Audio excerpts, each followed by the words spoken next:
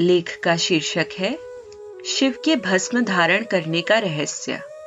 लेखक अनामी। ऋषि बोले, सर्वज्ञों में श्रेष्ठ सूत जी, बंधन और मोक्ष क्या है?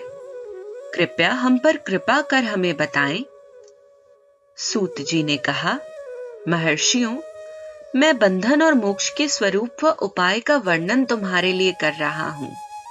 पृथ्वी के 8 बंधनों के कारण ही आत्मा की जीव संज्ञा है, अर्थात बंधनों में बंधा हुआ जीव बद्ध कहलाता है और जो उन बंधनों से छूटा हुआ है उसे मुक्त कहते हैं। प्रकृति, बुद्धि, त्रिगुणात्मक अहंकार और 5 तन्मात्राएं आदि 8 तत्वों के समूह से देह की उत्पत्ति हुई है। देह से कर्म होता है और फिर कर्म से नूतन देह की उत्पत्ति होती है। शरीर को स्थूल, सूक्ष्म और कारण के भेद से जानना चाहिए। स्थूल शरीर व्यापार कराने वाला, सूक्ष्म शरीर इंद्रिय भोग प्रदान करने वाला तथा शरीर को आत्मानंद की अनुभूति कराने वाला होता है। कर्मों के द्वारा ही जीव पाप और पुण्य भोगता है। इन्हीं से सुख दुख की प्राप्ति होती है। अतः कर्म पाश में बंधकर जीव शुभाशुभ कर्मों द्वारा चक्र की भांति घुमाया जाता है।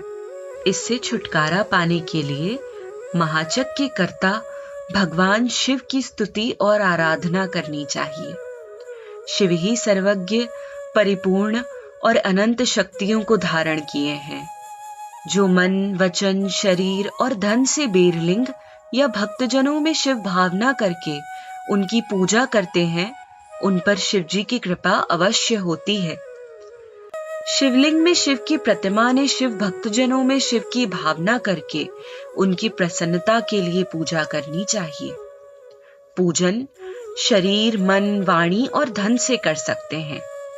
भगवान शिव पूजा करने वाले पर विशेष कृपा करते हैं और अपने लोक में निवास का सौभाग्य प्रदान करते हैं।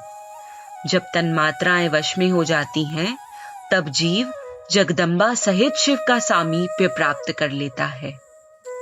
भगवान का प्रसाद प्राप्त होने पर बुद्धि वश में हो जाती है। सर्वज्ञता और तृप्ति शिव के ऐश्वर्य हैं।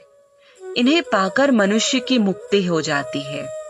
इसलिए शिव का कृपा प्रसाद प्राप्त करने के लिए उन्हीं का पूजन करना चाहिए। शिव क्रिया, शिव तप, शिव मंत्र जाप, शिव ज्ञान और शिव ध्यान प्रतिदिन प्रातः से रात को सोते समय तक, जन्म से मृत्यु तक करना चाहिए एवं मंत्रों और विभिन्न पुष्पों से शिव की पूजा करनी चाहिए। ऐसा करने से भगवान शिव का लोक प्राप्त होता है। ऋषि बोले, उत्तम व्रत का पालन करने वाले सूत जी, शिवलिंग की पूजा कैसे करनी चाहिए? कृपया हमें बताइए। सूत जी ने कहा, ब्राह्मणों, सभी कामनाओं को पूर्ण करने वाले लिंग के स्वरूप का मैं तुमसे वर्णन कर रहा हूं। सूक्ष्म लिंग निष्कल होता है और स्थूल लिंग सकल। पंचाक्षर मंत्र को स्थूल लिंग कहते हैं। दोनों ही लिंग साक्षात मोक्ष देने वाले हैं। प्रकृति एवं पौरुष लिंग के रूपों के बारे में एकमात्र भगवान शिव ही जानते हैं और कोई नहीं जानता। पृथ्वी पर 5 लिंग हैं, जिनका वर्णन मैं तुम्हें सुनाता हूं। पहला स्वयंभू शिवलिंग, दूसरा बिंदु लिंग, तीसरा प्रतिष्ठित लिंग, चौथा चरलिंग और 5वां गुरुलिंग है।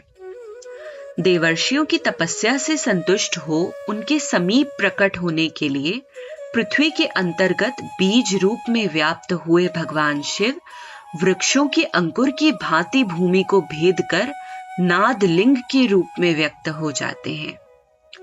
स्वतः प्रकट होने के कारण ही इसका नाम स्वयंभू लिंग है। इसकी आराधना करने से ज्ञान की वृद्धि होती है। सोने चांदी, भूमि, वेदी पर हाथ से प्रणव मंत्र लिखकर भगवान शिव की प्रतिष्ठा और आह्वान करें तथा 16 उपचारों से उनकी पूजा करें। ऐसा करने से साधक को ऐश्वर्य की प्राप्ति होती है। देवताओं और ऋषियों ने आत्म सिद्धि के लिए पौरुष लिंग की स्थापना मंत्रों के उच्चारण द्वारा की है। यही प्रतिष्ठित लिंग कहलाता है। किसी ब्राह्मण अथवा राजा द्वारा मंत्र पूर्वक स्थापित किया गया लिंग भी प्रतिष्ठित लिंग कहलाता है, किंतु वह प्राकृत लिंग है। शक्तिशाली और नित्य होने वाला पौरुष लिंग तथा दुर्बल और अनित्य होने वाला प्राकृत लिंग कहलाता है। लिंग नाभि, जीभ, हृदय और मस्तक में विराजमान आध्यात्मिक लिंग को चरलिंग कहते हैं। पर्वत को पौरुष लिंग और भूतल को विद्वान प्राकृत लिंग मानते हैं। पौरुष लिंग समस्त ऐश्वर्य को प्रदान करने वाला है। प्राकृत लिंग धन प्रदान करने वाला है।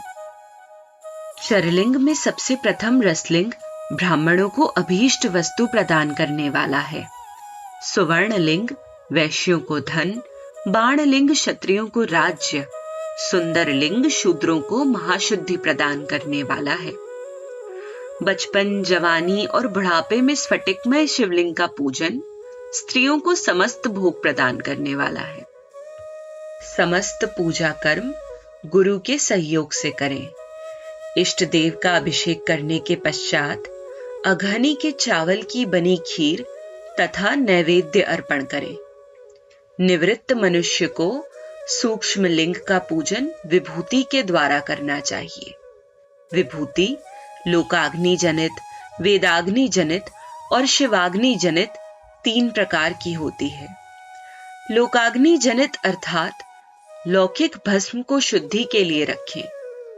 मिट्टी, लकड़ी और लोहे के पात्रों की धान्य, तिल, वस्त्र आदि की भस्म से शुद्धि होती है। वेदों से जनित भस्म को वैदिक कर्मों के अंत में धारण करना चाहिए। मूर्तिधारी शिव का मंत्र पढ़कर बेल की लकड़ी जलाएं। कपिला गाय के गोबर तथा शमी, पीपल, पलाश, बड़, अमलताश और बेर की लकड़ियों से अग्नि जलाएं। इसे शुद्ध भस्म माना जाता है। भगवान शिव ने अपने गले में विराजमान प्रपंच को जलाकर भस्म रूप से सार तत्व को ग्रहण किया है। उनके सारे अंग विभिन्न वस्तुओं के सार रूप हैं। भगवान शिव ने अपने माथे के तिलक में ब्रह्मा, विष्णु और रुद्र के सार तत्व को धारण किया है। सजल भस्म को धारण करके शिव जी की पूजा करने से सारा फल मिलता है। शिव मंत्र से भस्म धारण कर श्रेष्ठ आश्रमी होता है। शिव की पूजा अर्चना करने वाले को अपवित्रता और सूतक नहीं लगता। गुरु शिष्य के राजस, तामस और तमोगुण का नाश कर शिव का बोध कराता है। ऐसे गुरु के हाथ से भस्म धारण करनी चाहिए। जन्म और मरण सब भगवान शिव ने ही बनाए हैं। जो इन्हें उनकी सेवा में ही अर्पित कर देता है वह बंधनों से मुक्त हो जाता है। स्थूल, सूक्ष्म और कारण को वश में कर लेने से मोक्ष प्राप्त होता है।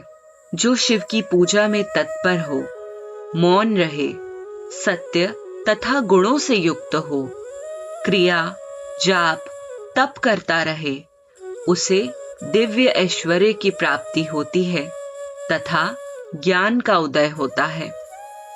शिव भक्त यथा योग्य क्रिया एवं अनुष्ठान करें तथा धन का उपयोग कर शिव स्थान में निवास करें। भगवान शिव के महात्म्य का सभी के सामने प्रचार करें। शिव मंत्र के रहस्य को उनके अलावा कोई नहीं जानता है, इसलिए शिवलिंग का नित्य पूजन करें। ओम नमः शिवाय।